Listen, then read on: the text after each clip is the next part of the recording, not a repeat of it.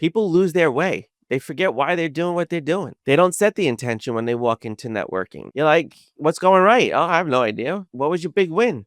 Like, a lot of people, as much as they go to networking and they want to sell you something, or they want to connect with other people, or they want to really truly build a relationship, some people are just not comfortable talking about themselves and talking about what they do and talking about who they are because they're not sure, because, like you said, they lack direction. I mean, it comes down to they go about these things aimlessly. And that's what I think you mean by, are you a professional?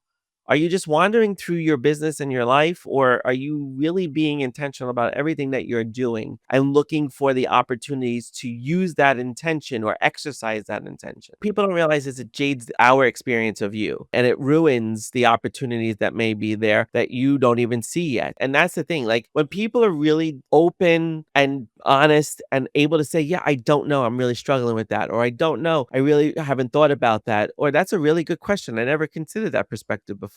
Those are the things that, because you're trying to do something else, be fake or whatever it is, or just go with the dance and play the role or whatever it is, you're missing the opportunity. You're putting on blinders to what the experience really could be all about and where it could actually change your world. I feel like some people that go into events, like one of the clients we picked up, this young guy came into the room, was eager to meet us because he had heard a lot from his friend about how we helped him. And he was in a state of like, I could really use some support. And he said all the right things. And he had his head on his shoulders, and he was more serious at 30 years old than this guy at 40, whatever he was, right? Because 54.